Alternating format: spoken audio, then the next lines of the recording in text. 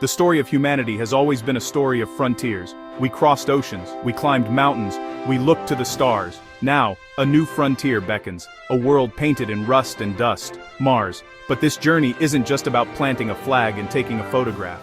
It's about something far more fundamental. It's about survival, expansion, and the quest for resources. In the vast, silent expanse of space, Mars represents a new stage where human ambition will play out. Power on this new world won't be defined by ancient borders drawn on a map, but by who controls the very elements needed to live: water, air, and the minerals locked beneath the crimson soil. This is the next great human adventure, and it is already beginning. Why Mars? Why this cold, distant desert? Because beneath its thin atmosphere and desolate surface, Mars holds the building blocks for a human future beyond Earth. Scientists have confirmed the presence of vast quantities of water ice, especially at the poles, and buried just beneath the surface. Water is the currency of space. You can drink it, of course, but you can also split it into hydrogen and oxygen. That gives you breathable air and rocket fuel. With fuel made on Mars, you can power return trips to Earth, or even venture further into the cosmos. It's the ultimate cosmic petrol station, a key that could unlock the rest of the solar system for humanity. Beyond the life-giving promise of water, Mars is a geological treasure chest. We know from our rovers and orbiters that its crust is rich in iron, which gives the planet its signature red color. But it likely also holds deposits of other valuable metals and minerals. Think of titanium, nickel, copper, and perhaps even rare earth elements which are vital for our modern technology on Earth. These are the very materials we use to build everything from smartphones to advanced aerospace components. For nations and corporations looking to secure their economic and technological futures, Mars isn't just a scientific curiosity. It's a strategic investment of immense proportions, a planetary savings account waiting to be opened. The journey to Mars is more than a scientific endeavor. It is a profound test of our species. It forces us to ask big questions. Can we work together to achieve something monumental? Or will we carry our old rivalries and conflicts with us to a new world? Mars is a clean slate, a chance to get things right. It is a place where we could build a new kind of society, founded on shared goals and scientific discovery. The pull of Mars is not just about resources or national pride. It's about the deep, innate human drive to explore, to understand our place in the universe, and to secure a future for generations to come, wherever they may live. The race to Mars is not a simple two-horse race like the one that took us to the moon. Today's cosmic contest is a complex, multi-sided affair with a diverse cast of characters, each with their own motivations and capabilities. On one side, you have the established spacefaring nations. The United States, through NASA and its partnerships with private industry, is pushing forward with ambitious plans for crewed missions. They represent a powerful Western alliance, often working alongside the European Space Agency and Japan's JAXA. Their combined technological expertise and decades of experience in space exploration make them a formidable force, aiming to establish a scientific and operational foothold on the Red Planet. But they are not alone. A powerful Eastern Bloc, led by China, is rapidly closing the gap. China has demonstrated its incredible capabilities with its own successful rover missions, like Zhurong, and an ambitious independent space station. They have made no secret of their long-term goal to send taikonauts to Mars. Alongside them, Russia, with its deep legacy in spaceflight and robust rocket technology, remains a key player. This group represents a different vision for space, one driven by national prestige and strategic advantage. The competition between these major power blocks echoes the geopolitical rivalries we see on Earth, now projected onto a planetary scale. The field is further crowded by a new wave of aspiring space nations. India, for instance, stunned the world with its remarkably cost-effective Mars orbiter mission, proving that ingenuity can rival immense budgets. The United Arab Emirates has also joined the Martian Club with its own successful orbiter, the Hope probe. These nations are eager to prove their technological prowess and secure a seat at the interplanetary table. They bring new perspectives and a powerful desire to participate in this next chapter of human history. Their involvement makes the race to Mars a truly global event, not just a contest between superpowers. Perhaps the most disruptive force in this new space race comes not from nations, but from private companies. Visionary entrepreneurs are building reusable rockets and developing technologies that are drastically lowering the cost of getting to space. Companies like SpaceX, Blue Origin, and others are driven by profit, innovation, and a grand vision of making humanity a multi-planetary species. They operate with an agility that government agencies often lack, and they answer to shareholders and their own ambitions, not just national interests. This introduces a wild card into the equation, creating a dynamic where corporate goals could sometimes align with, and sometimes compete against, national ones. When the first human outposts are established on Mars, the most valuable resource will not be gold or diamonds, it will be something much more fundamental: water ice. Water is the key to everything. It is essential for drinking, growing food in hydroponic farms, and creating breathable air through electrolysis. But its most strategic value lies in its potential as rocket propellant. By separating water into hydrogen and oxygen, Martian colonists can manufacture fuel on site. This concept, known as in situ resource utilization, or ISRU, is a game changer. It means missions no longer need to carry all their return fuel from Earth, making space travel dramatically cheaper and more sustainable. Control the water, and you control the gateway to and from Mars. Because water is so crucial, the most desirable real estate on Mars will be the locations where it is most accessible. This means the polar ice caps, where water ice is abundant on the surface, will be of immense strategic importance. So too will be certain craters in the mid-latitudes, where subsurface ice lies just a few centimeters below the regolith, easily reachable by robotic excavators. Early settlements will almost certainly be clustered around these water-rich zones. This creates an immediate potential for tension. The first group to claim and control a prime water deposit could hold significant leverage over later arrivals, turning a life-giving resource into a powerful political tool. Beyond water, the geology of Mars promises a wealth of valuable minerals.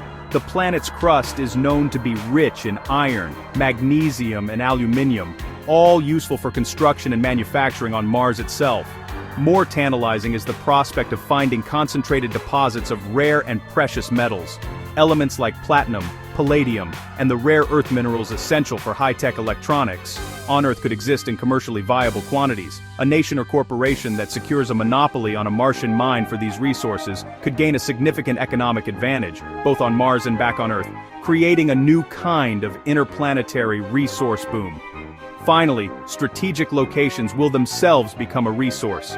Natural shelters, such as the vast lava tubes that are thought to exist beneath the Martian surface, would be priceless.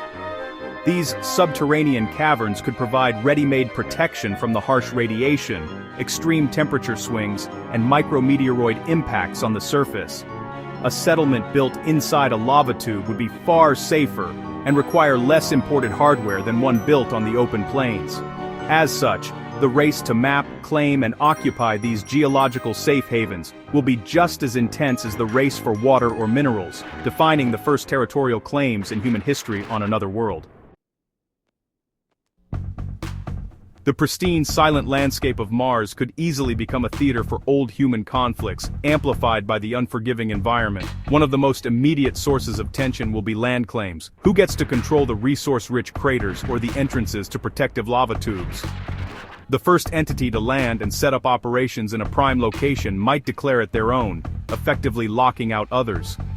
This could lead to disputes over territory, with rival outposts established in close, tense proximity. Without clear rules for how to allocate land, a first-come, first-served approach could quickly escalate into standoffs, turning promising scientific sites into contested zones. Conflict on Mars would not necessarily involve armies and weapons in the traditional sense. The sheer hostility of the environment makes direct confrontation incredibly risky for all involved. Instead, conflict is more likely to take a different form. Imagine a rival power deliberately interfering with a competitor's supply chain. A single robotic cargo ship carrying vital spare parts, food, or medical supplies could be delayed or sabotaged on its months-long journey from Earth. Cyber attacks could become a primary weapon, targeting a rival outpost's life support systems, communication networks, or robotic mining operations. In a place where a software glitch can be fatal, digital warfare is a terrifyingly effective tool. Monopolies over resources could also become a powerful source of coercion. If one settlement gains exclusive control over the best local water ice deposit, they could charge exorbitant prices for it, or refuse to trade with rivals altogether. This would give them the power of life and death over other Martian inhabitants. A group could also set up a monopoly on communications, controlling the data link back to Earth. They could then eavesdrop on competitors' transmissions, or even block them entirely, isolating a rival outpost and leaving them vulnerable. On Mars, where every resource is precious, controlling the flow of information or water is a potent form of power. The very distance and isolation of Mars create unique dangers. Supply lines are long and fragile, taking many months to traverse the void between planets. An outpost that angers a more powerful entity could find itself under a complete blockade, cut off from any support from Earth. This isolation makes every Martian community incredibly vulnerable. A small act of sabotage or a resource dispute that might be a minor issue on Earth could cascade into a catastrophic failure on Mars. The stakes are simply higher. Every disagreement carries the weight of survival, making the potential for conflict not just a possibility, but a constant looming threat. The legal framework that currently governs our activities in space is honestly, dangerously outdated for the Martian era. The cornerstone of space law, the 1967 Outer Space Treaty, was written during the Cold War. It brilliantly declared space the province of all mankind, and forbids nations from making claims of sovereignty on celestial bodies. However, it is silent and ambiguous on the issue of resource extraction by private entities. It was designed for an age of exploration, not settlement and commercialization. This legal vacuum is one of the greatest challenges we face. Without new, internationally agreed-upon rules for property rights and resource management on Mars, we are setting the stage for a chaotic and conflict-ridden future. This challenge is made even more complex by the rise of powerful private companies. The Outer Space Treaty holds nations responsible for the activities of their private citizens and companies in space. But what happens when a multinational corporation with operations and investors from all over the world sets up a mining base on Mars? Which nation is responsible for its actions? These companies are driven by profit and shareholder value, not necessarily the common good of humanity. They could become de facto sovereigns in their own right, powerful enough to ignore international agreements and create their own rules, turning Mars into a corporate-run fiefdom. Looking ahead, we can imagine several possible futures for Mars. One optimistic scenario is a future of cooperation. Nations could come together to create a new, robust Martian treaty, establishing a governing body that manages resources for the benefit of all, treating the planet like a scientific preserve similar to Antarctica. In this vision, Mars becomes a symbol of what humanity can achieve when we work together. A shared outpost for science and exploration where collaboration triumphs over competition. This would be a testament to our ability to learn from the mistakes of our past and build a better future.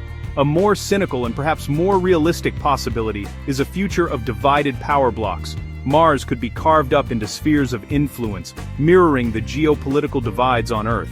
A Western-aligned bloc of settlements might control one region while a Chinese-Russian bloc controls another, with non-aligned outposts navigating the tense space between them.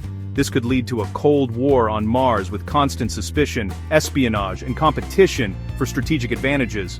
It would be a replication of our terrestrial conflicts on a new world, a tragic failure to seize the opportunity for a fresh start. Ultimately, the fate of Mars hangs in the balance. It can be a beacon of hope and unity, or it can become the next battlefield in humanity's long history of conflict. The choice is ours to make.